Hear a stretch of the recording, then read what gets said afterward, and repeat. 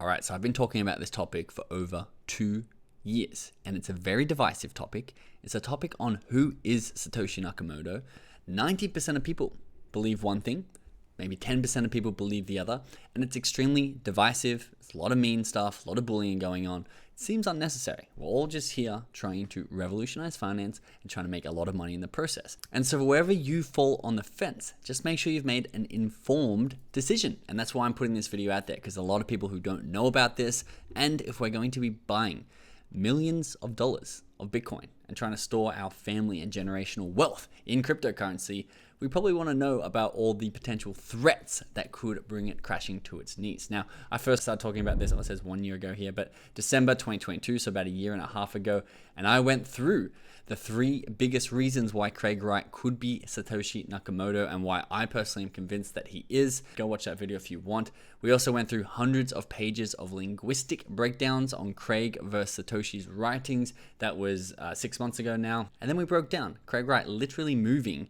$150 million, which he owed from a court case ruling from one of Satoshi's wallets, matching it up to the evidence that Craig submitted way before he even moved this, one of the Satoshi addresses. We're not going to go through all the past evidence. You can go watch those old videos and go do your own research online to see where you land with that. But there is new breaking evidence over the last couple of weeks, which is pretty pertinent. And I've been very obsessed by it. So I just want to first go through why should you care?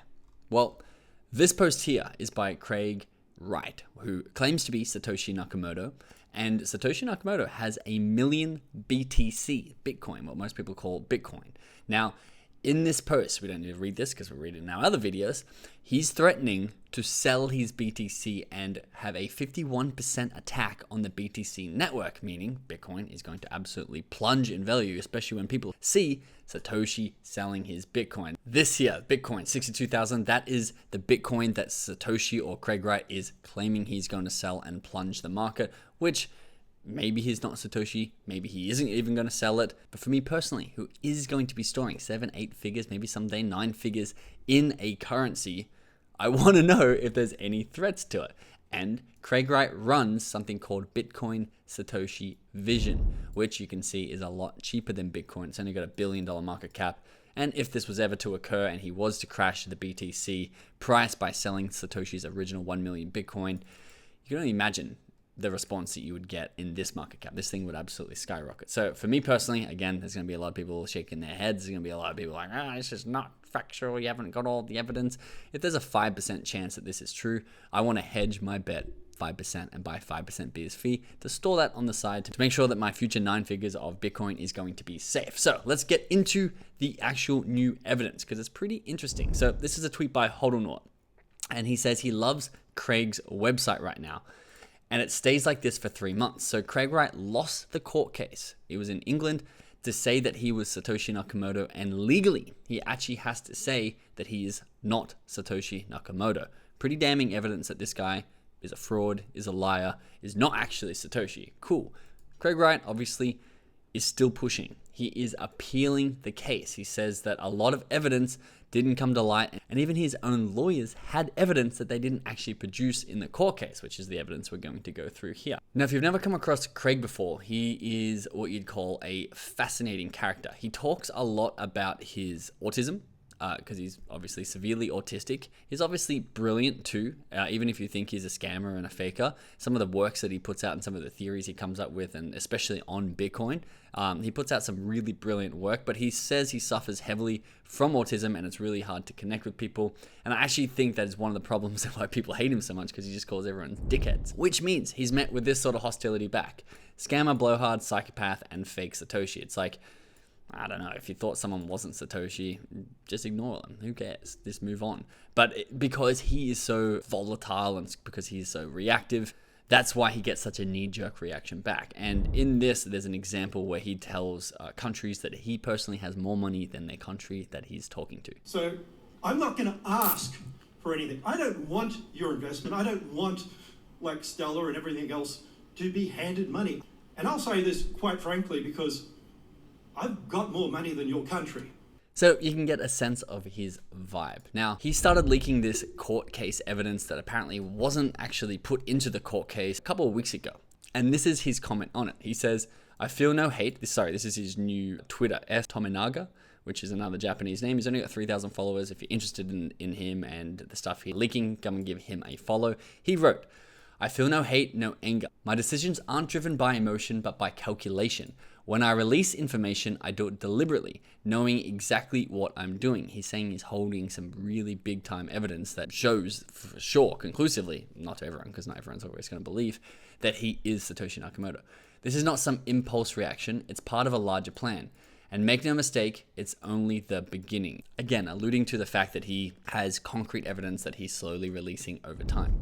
Now, a couple of the pieces of evidence are actually quite fascinating. This one here is from a third-party auditor that officially put through in the year 2010, Craig Wright owning 819,000 Bitcoin. There's only one person, not even in the United States, owns that much Bitcoin, Satoshi. This was submitted in court, and this was also submitted to the tax authorities in Australia. He's also put through, under a court of law, the evidence saying that there's an email that he wrote to Dave, who was one of the early contributors to Bitcoin. I need your help editing a paper I'm going to release later this year. I've been working on a new form of electronic money, BitCash Bitcoin. You are always there for me, Dave. I want you to be a part of it all. And this email apparently is dated from 2008, which, I mean, that would make him Satoshi Nakamoto if this email was validated and verified, which he says he's holding onto this evidence. So if you do come and have a look at Craig's Twitter, it is one of the most confusing things ever. He operates on such a cerebral, truth-seeking level that it really makes it hard to warm to him, and it really makes it hard to see what he's even posting about and why it even matters. There's no context to it. He's like operating at 1,000 RPM, and he's not good at explaining to people what any of it even means. So he's releasing a lot of WhatsApp conversations with his lawyers and a lot of past evidence, including logging into Satoshi's Visto mail account, which we're going to go through the video together. But I thought that this tweet right here summarized it the best. So he's gone through more evidence up here, big thread on all this evidence and how someone's lying in court and how he's proved that they're lying. This person, Day Ni, responded, and they basically summarized what I felt was the biggest thing. It's like, just prove you're Satoshi. You don't need to go through this stuff. She wrote, he lied, she lied, they lied, don't matter, and an only distraction. What matters is your evidence is hard and uncontradictable. And focus on that, and the world will know. Average Joe is dumb. He only sees hard evidence. Again, perfectly said, and Craig keeps going through all this convoluted evidence, and it's just like, just show us the hard, strong evidence. Something like this, which apparently did not appear in court. In a sworn affidavit, Stephen Savannah outlines key contributions to a foundational patent work conducted alongside me, Dr. Craig Stephen Wright. Savannah's involvement in cryptographic research is significant in understanding blockchain advancements. So without going into too much detail here, there is an A4 sheet of paper, which this Savannah guy still possesses, that was from, here it is, 2008, when Craig Wright was talking about the elliptical curves and the cryptographic techniques behind the Bitcoin protocol. And this was it, submitted to evidence that didn't actually come through, and they have a patent. Satoshi says this work was originally drafted by me in my own handwriting, highlighting the depth of early research. Remember, this is 2008. This paper here was from 2008, and is a page impressed with a letter to Craig, once again, from 2008, from Stephen Matthews, talking about his thoughts on the Bitcoin draft white paper. Now, this is Copper versus Wright. This is their legal chat between Craig and his lawyers. And he's talking about how he gave the login details to the Satoshi at Vistamail and the anonymous speech site, where they independently validated the fact that they could log in using their credentials. You can see he wrote, Seamus and Simon Cohen of Ontia logged in themselves. This was the Satoshi account. And again, this is really the sentiment of the whole thing here. You can see Matt Green says, if this were to go in evidence, which subject to more consideration? I think it should. Can you put down in a document in plain English terms the relevance of these videos, what the secure account is, what Vistamail is, and how that helps prove your Satoshi? This is the question everyone keeps asking, because Craig's is operating at such a high level, such a high RPM in his brain, that he doesn't understand that people are not following the trail.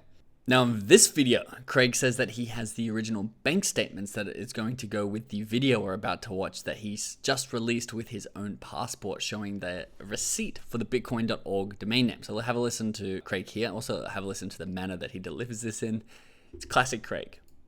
Makes sense. But see, I'm an evil little prick. I've got bank statements and credit card statements and all of this stuff. And you know, the bank has to keep those for 25 years. So I can't fraudulently change them. Yep. The bank issues a statement. Yes. The court checks. That's it. So this would be alluding to what he was saying earlier, that it's only the beginning and he has more and more documents that he is going to be able to leak out. Now, this is the video that is in question. This is the 19-second video. We'll mute it here. We don't need the sound, where Craig Wright is recording him logged in as Satoshi. And you can see the registration for bitcoin.org and the bitcoin.org hosting with his passport in front of it. Now, apparently this video was taken in 2019 and this is a screenshot that he had saved. There's a few people who have gone through and done the analysis on it. You can come to Satoshi, Defender of Bitcoin, which is an examination and analysis of the Craig Wright / anonymous speech video here. It's only 2 minutes. I won't put it in this video. You can come and watch it separately if you want. But the moral of the story is Craig is releasing more and more evidence in support of him being Satoshi Nakamoto. Which, why do we care? Well, because BSV is going to absolutely skyrocket and BTC is going to absolutely plunge if this comes out to be true. Now, to be honest, the biggest difficulty that I really struggle to understand for people who say that Craig Wright is definitely not Satoshi is how do they explain the fact that Craig Wright is the only person who is running a Bitcoin blockchain in the exact vision that a Satoshi directly laid out in his white paper. BTC has diverged from the original vision and become way more clunky, way more heavy, the digital gold, where BSV is the electronic peer-to-peer cash system that is operating like cash. And I won't go through the whole thing here, but this is actual Craig talking about it himself. He put out a whole thread on September 6th about how Bitcoin Satoshi vision is exactly lined up with the original vision of Satoshi. And so, of course, this doesn't prove that he's Satoshi, but he's the only one who's passionately defending the fundamentals of Bitcoin as designed by Satoshi in the original white paper. So he, at least if he's not Satoshi, is running it to Satoshi's vision. And he's been writing a few articles on Twitter, which I've read them all, and they're all, again, either really awesome, crunchy insights and evidence, or a bit of waffle and a bit of emotional stuff that he's going through after the court proceedings and everyone bullying him, hating him online for claiming he is Satoshi. This last paragraph, I think, really summarized what his current focus is and how we should play off it just in case he decides to do what he said he was going to do in that original Slack message. If we go through up here, where he says he was going to dump all of his Bitcoin and Bitcoin BTC, that is, price is going to absolutely crash. He says, this is not just about a technology or currency. This is about the future of freedom itself. The current system is a lie, built to benefit those in control at the expense of everyone else. We, the people, must demand the truth, expose the deception, and fight to make Bitcoin the tool for empowerment that it was always meant to be. The truth will destroy their narrative, and once it happens, we'll see a system that serves the people, not the plutocrats. It is time to strip away the curtain and reveal what's really been going on. So, moral of the story here, 90% of people are going to hate this video.